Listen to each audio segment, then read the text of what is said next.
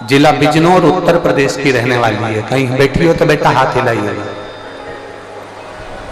बाबू कहीं बैठे हो तो हाथ हिलाइएगा। श्रीमती मनीषा वर्मा, पत्नी सचिन वर्मा, पता जिला बिजनौर उत्तर प्रदेश से हूं। मेरा मोबाइल नंबर ये है। हाँ, हाथ हिला बेटा। कौन सी वाली लेडी पर है? अच्छा, वहां भीड़ बहुत है बेटा। आने की तो आपसे अभी नहीं बनेगी, पर मैं प्रयास करूंगा। आशीष भैया को आपकी बेलपत्र दूंगा, आप वो बेलपत्र आशीष भैया से कथा के बाद में ले लेना, क्योंकि भीड़ बहुत है, आप आ नहीं पाओगे। इसलिए एक बार वापिस हाथ हिलाओ। हाँ, ऐसे हिलाओ, ठीक है। श्री शिवाय नमस्तुभ्यं। मेरा नाम मनीषा वर्मा है, पति का नाम सचिन वर्मा है। मैं जिला बिजनौर उत्तर प्रदेश की रहने वाली हूँ। गुरुदेव, 25 मई 2023 को मुझे अचानक दर्द हुआ और ब्रेस्ट में एक गठान आ गई और गठान को डॉक्टर को दिखाया तो उन्होंने मुझे कैंसर बताया। डॉक्टर ने कहा इसका ऑपरेशन कराना बहुत जरूरी है, तुम्हारा कैंसर पूरे शरीर में फैल गया। अब एकदम ऑपरेशन कैसे करें? मेरा बीएड का एग्जाम, फाइनल एग्जाम था मेरा बीएड का। 10 से 12 दिन मेरे फाइनल एग्जाम को बचे थे और डॉक्टर ने कह दिया मुझे कैंसर है। मेरा पूरा घर टूट गया गुरुदेव, मैं भी रो रो कर बेहाल हो गई। अब मैं करूं तो करूं क्या? और डॉक्टर ने कह दिया 8 दिन के अंदर ऑपरेशन होना जरूरी है, तुम्हारा कैंसर बड़ा फैल रहा है। 12 दिन में मेरा बीएड का फाइनल एग्जाम और मुझे कैंसर, बहुत टूट गई।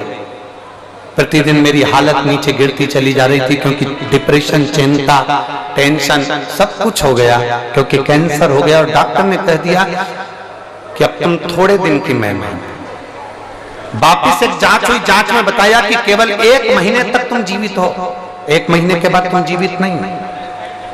अब करूं तो करूं क्या?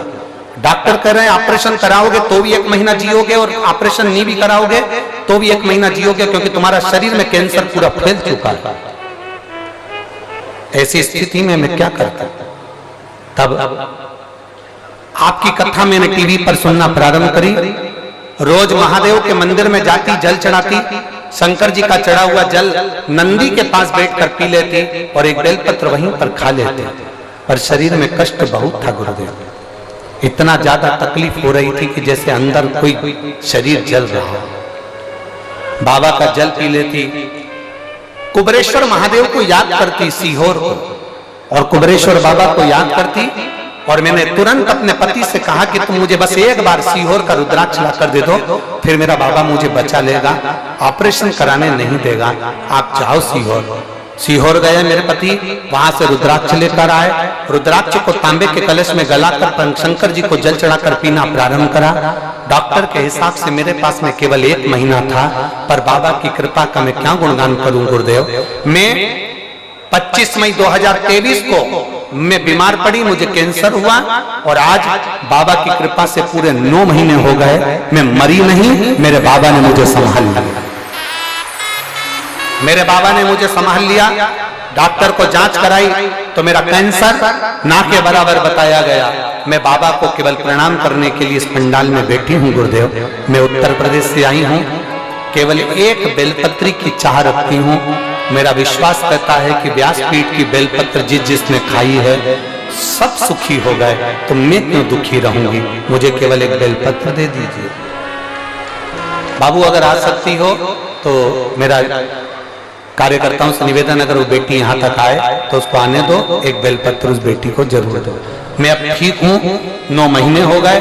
डॉक्टर के हिसाब से मैं 1 महीने में मरने वाली थी, पर मेरे बाबा ने मुझे बचा लिया और लुटा दिया भंडार कर दिया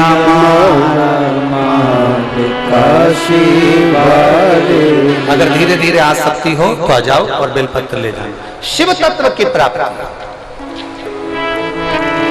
शंभु वो घड़ी है।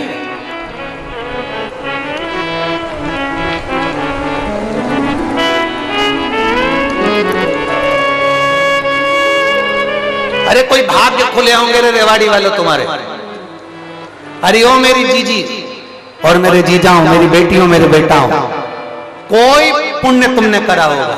सुनील जी, आज देवता भी आपकी तारीफ कर रहे होंगे कि आपने रेवाड़ी में ये शिव पुराण की कथा करवाई। कोई पुण्य उदय हुआ होगा तुम्हारा, पुण्य प्रबल हुआ होगा तुम्हारा, जो ये प्रदोष की कथा रेवाड़ी की पवित्र भूमि पर मिल गई।